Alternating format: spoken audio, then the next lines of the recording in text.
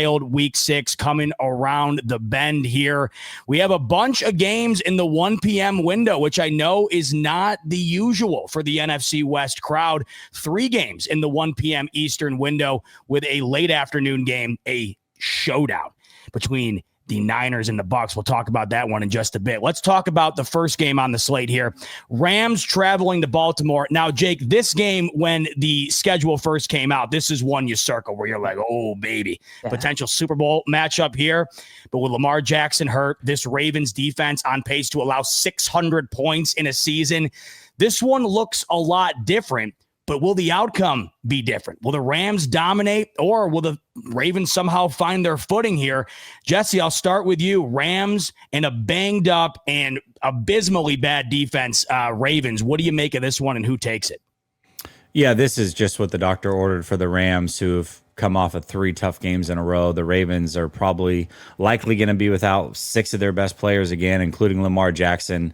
I don't think they have any shot in this one. Rams should win this one pretty easily. I'll go 31-13. Yeah, man, the Ravens right now are just getting rolling. Mike, you thinking the same thing here on Sunday between the Rams and the Ravens?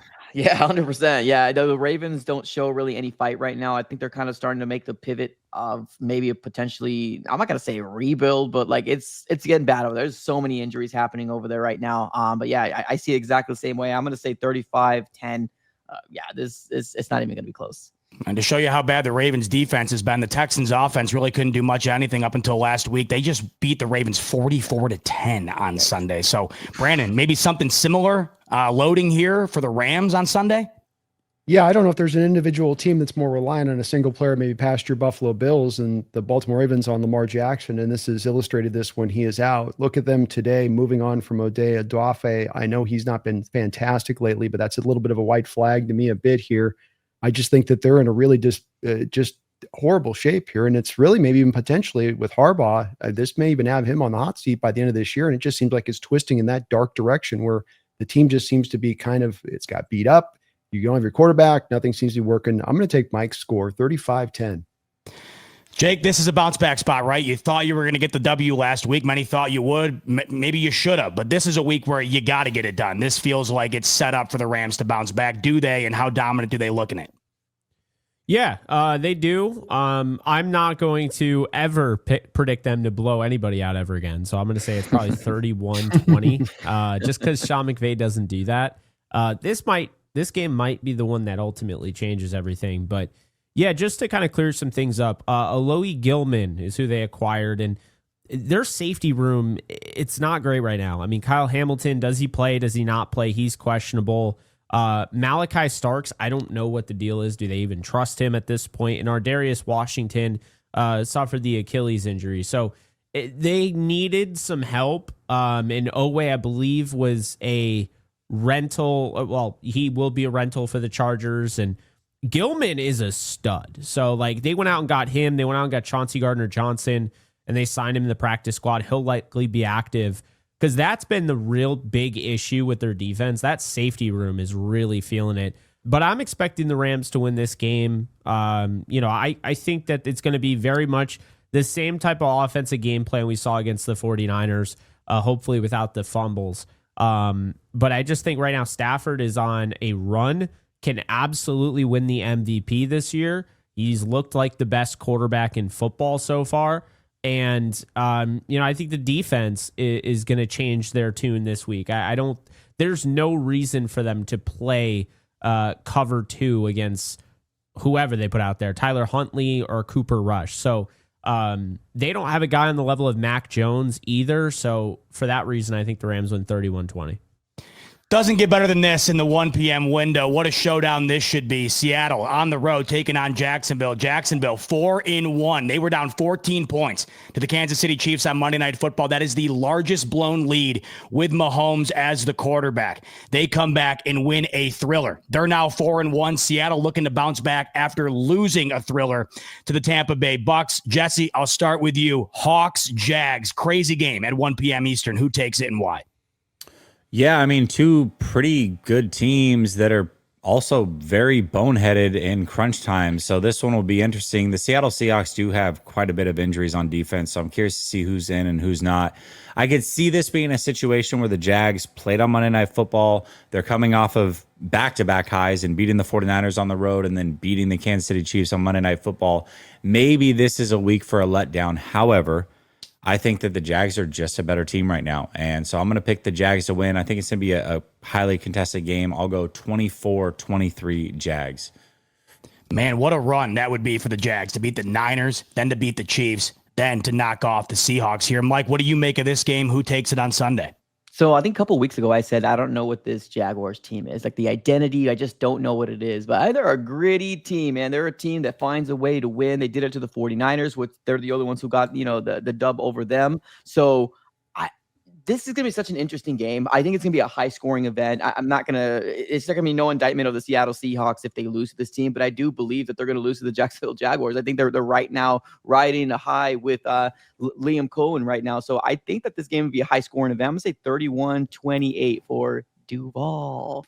I got Duval. How about that guy? We talked about it before, but going from that to giving the best post-game speeches in a locker room each and every week. Jake, is he going to be giving a pumped up speech after this one, or is he going to be kind of drying some tears after they play Seattle here on Sunday? He's going to be drying some tears, man. I don't know why you guys are off the Seattle Seahawks bandwagon here. They almost won this game against a really good Tampa Bay Buccaneers team. And I understand Tampa Bay is banged up as can be, but they're still very talented, and so are the Seattle Seahawks. I am going to break it down like this. As you guys know, I picked the Jaguars. I picked them to beat the Chiefs, but you guys probably didn't know that. I did pick them to beat the 49ers. And the reason I said is because that defense. I am not a believer in Trevor Lawrence. Although he came through, Sam Darnold is a way better quarterback. So if both teams are banged up, well, the Seattle Seahawks are banged up, we'll say. If they're banged up and this game ends up being a shootout because of it, I trust Sam Darnold more than I trust Trevor Lawrence. Trevor Lawrence, watching him last night, you see an incredible throw, where he just kind of fits it in between two defenders. I mean, incredible throw to BTJ. That said, you also see the mistakes that he can make. And I just feel like I know Sam Darnold got a lot of flack for the interception. That was fluky to me. That went off the helmet of some, okay. To me, Sam Darnold, I like what I've seen from Seattle's offense. I think their defense is just banged up. If they can get some of these guys to play, I think they'll be in good shape. The way I see this is going to end like this. Sam Darnold is going to lead a drive. Then the Jaguars are going to go down the field and try to tie the game up. And Darion Kendrick is going to pick it off and end the game because Trevor Lawrence, he can come through this week, but does he come through next week? He's a roller coaster. Give me Seattle to win in Duval 27-20. Brandon, massive difference between 4-2 and 3-3. What will the record be for your Hawks after Sunday? Yeah, I wish I could say I'm speaking with a lot of confidence in my outlook here. I don't know where the secondary is going to be out health-wise. Witherspoon's not going to play. We got a hamstring with Love, and you still have one going down to a concussion last game. So we'll really see where that goes. As we saw this last week, you lose those guys, your secondary got torn apart. And I think that as good as the offense was last week, a lot of that was on the back of being able to go against a very depleted defense, especially for the Tampa Bay Buccaneers, which you are not going to get this week. The Jacksonville Jaguars have a very good defense, a sound defense. They don't have to necessarily rush the passer to get after it or blitz necessarily to create pass rush. I think with just going on the road right now and not knowing what to get, I come back to one thing as I'm trying to figure out which way to go on this game. And that is that over the past 3 years, the Seahawks have been a good team, average to good, somewhere in that neighborhood of things. But when you look at the record at the bottom line every single year, you come to find they're beating up on the lessers. They're beating up on the average teams of the NFL. They're not able to stand toe-to-toe with the good teams. And right now, last week was another indication of that, where you had a good team walk into your house, beat up, and albeit a close game, you still couldn't stand toe-to-toe. So until they do it, I'm not going to predict that they're going to do it. I need to see it. It's 3 years of waiting on this now. The time is now. So I want to see the win. I'm not predicting it. 27-24 Jacksonville. Ouch. Cardinals looking to bounce back after that demoralizing loss to the Tennessee Titans, and man, do they have their work cut out for them. I can't believe I'm saying this, but I think the Indianapolis Colts are the best team in the NFL right now, and that's who the Arizona Cardinals have to take on this week on the road at Lucas Oil. Daniel Jones, this team collectively is just playing superb ball right now, and they're catching an Arizona Cardinals team coming off of a loss that we talked about earlier. Which direction are they going to go here? Because it really could go one of two ways. Jake, I'll start with you. What do you think goes down here? Do the Colts extend their lead in the AFC here, go to 5-1, or do the Cardinals bounce back in a big way and get a massive W? I just feel so bad for Mike. This is not going to go. This is not going to end well. How are they stopping Jonathan Taylor? How are they doing that? They're not. Colts are going to roll in this one. I'm going to say 38-13. Man, oh man. They're a different team at home, guys. I'm telling you, they are absolutely lethal in that stadium. It's not going to be pretty. They're just a good team. It's crazy. Jesse, they're number one in my power rankings, Z-Bot. I'm right there with you. People I agree with you. Colts number. Have you been watching the Colts, or are you just watching Red Zone? Because I've actually been watching the Colts, and they're really freaking good at playing football. Interesting little thing, Steichen versus Gannon. Yeah, these two were on the Eagles coaching staff. So maybe it does end up being that blowout because there's a respect for one another, but also Gannon knows Steichen well. We'll see, but I think 38-13. Yeah, right now, if I had to make a bet, I would say Colts Bucks Super Bowl right now. I mean, what would that have paid out if you bet that preseason? That's kind of the trajectory we're on right now in a crazy 2025. The Jesse, Tony Dungy Bowl. Oh, yeah, there you go. That could be something. The script has been already been written. What's the script going to be this Sunday, Jesse, with the Cardinals and the Colts? Well, Tony Dungy goes to my church, so shout out Tony Dungy. Hey. But man, I have no belief in the Cardinals. The Cardinals, after watching them play against my Niners, this offense was absolutely atrocious. Now they showed out a little bit against the Seahawks, but then again this last week just shot themselves in the foot. I think this one's going to be a pretty easy win for the Colts. I'm going 34-20.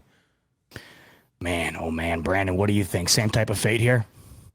Yeah, the Colts offense, their defense, this isn't a good matchup for the Arizona Cardinals. Say nothing for having to go out on the road, 10 a.m. to pull it off. I think that's a pretty devastating loss you just came off of, especially to the Titans. And it's going to be hard to reclaim a little bit of your pride on the back of that one. But at the end of the day, as Jake alluded to, they can run the ball a day on you. They can come back to a very precision-based passing attack. And then you still have Daniel Jones's ability to extend plays and get out of the pocket beyond all that when you are able to generate pressure. Say nothing of a fairly sound defense. So I do think this is a 27-17 game, Colts, but it's as much about the Colts just having such a solid squad and the final kind of bit of a missing piece that has been really the big missing piece for almost 4 years there with them, going through the quarterback carousel.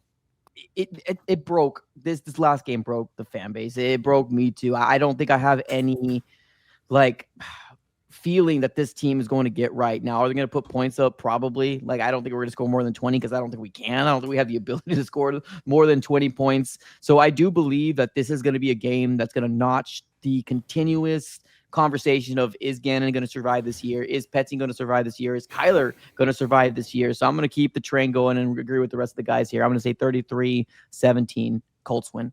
Man, a blowout all around. We'll see if the Cardinals can defy the odds and get it done against the Colts. All right, late afternoon window, and oh boy, is this going to be a good one. A battle of 2 4-1 teams in the NFC. The San Francisco 49ers on the road against the Tampa Bay Bucks. This is as good as it gets heading in to week 6. Jake, I'll start with you here. I mean, this could be pivotal for the 1 seed or whatever, really. Looking at the grand scheme of the NFC moving forward here in terms of just narrative and ultimately seeding, of course. So what do you think happens here and why? Man, this is going to be such a good game.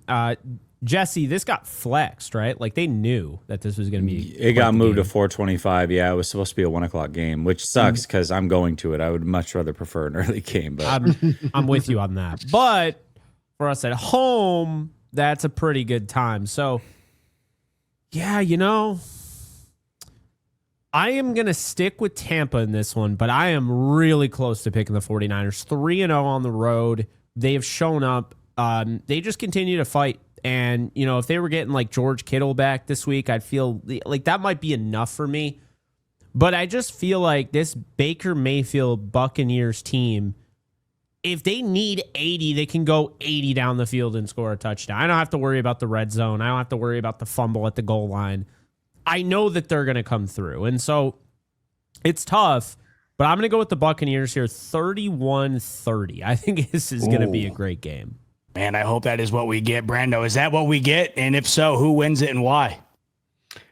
No, I'm going to go the other way with this one. I'm going to go with the 49ers. And my reasoning being is that I think that we left the Tampa Bay Buccaneers off the hook. We Dennis Green. Nice we are time. who we thought they were. Let them off the hook. Let them off the hook. What I mean by that is that you have a depleted Tampa Bay offensive line on the right side there with right tackle and the right guard, and we chose not to blitz. We chose not to heat it up. We just tried to trust the front four. And one of the big things Saul has done here recently, coming back, especially from the first stand there with San Francisco, is he's dialing up the pressure, or at the very least dialing up the stack boxes. You don't always have to bring the blitz on the back of it, but you can make it look like it's the heater. And watching Baker, the few times last week we actually dialed it up, you had him uncomfortable. You brought some pressure. Why didn't we do it more? God only knows. But as well, in addition to that, watching Sam Darnold last week work through that defense and being able to tactically hit the back foot and let it rip, I see more of the same from Mac this week. So I'm going to go 30-24 San Francisco. Ooh, we're thinking good game all around here. Mike, did the Niners extend their lead and continue to remain atop of the NFC West? You know, a lot of people kind of were down on the Bucks last week because of all the injuries. They got Emeka Egbuka over there, man. That kid is special. Like it's like Mike Evans too. Mike Evans too. Like they're going to be okay. Now, Rachaad White actually took on the role of Bucky Irving. He's not Bucky Irving. He's not that same type of runner, but he can be a producing running back. So I don't know, man. I look at this game. I know it's going to be a very, very fun watch. The 49ers are doing things that nobody predicted that they were going to be doing. Hell, I didn't know they're going to be 4-1 right now. So kudos to them. But I don't know. I'm leaning so much on Baker, man. What he's doing and just the resurging of his career. It's such a feel good story that I want to continue that train. I want Baker Mayfield to go in here and actually win. And I think he's going to. I got this game. Buccaneers win 27-23. Yeah, that was strange. Anyway. I don't know. Back to your regularly scheduled programming here. Jesse, what a run you're on. You go to that amazing overtime game last week. You said you're going to this game this weekend. Your Niners are on a run too. Mac Jones is on a run. Do they continue this run? Do you get a win in person watching your Niners take on the Bucs Sunday? Well, listen, this is exactly what the doctor ordered. It's a mini bye week. You got no Mike Evans, no McMillan. Their left guard's out. Their right tackle's out. No Bucky Irving. Kalijah Cansey's out. They're just as injured as the 49ers. And so this is how you get a very even matchup. Traveling from west to east, it's tough. The Bucs are gritty. I'll say this, and I said it last week. I was talking to my son. When the Seahawks had the ball, I said they better score a touchdown here. Otherwise, Baker is going to drive down the field, and he's going to get a touchdown and win this game. And that's exactly what he did. He ended up tying it, and then obviously we had the Sam Darnold turnover, fluke, whatever, and then the Bucs did what they did. But Baker Mayfield, ball in hand, game on the line, he's going to deliver more times than not. He's done it already 4 times this year and had a 5th chance at it, drove all the way down and ended up throwing a bad pick in the end zone against the Eagles, but almost went 5 for 5 in that situation. You cannot let that happen. So the 49ers are the ones that are going to have the ball last with the game on the line. I believe that they're going to do it. I believe they're going to be down 23-20, and then Mac Jones leads a game-winning touchdown drive to win this one, 27-23 on the road. And listen, I'm now 8 or 9-1 in the Shanahan era in games I attend. I'm going to win this one. The Bucs are not going to win. Trust me.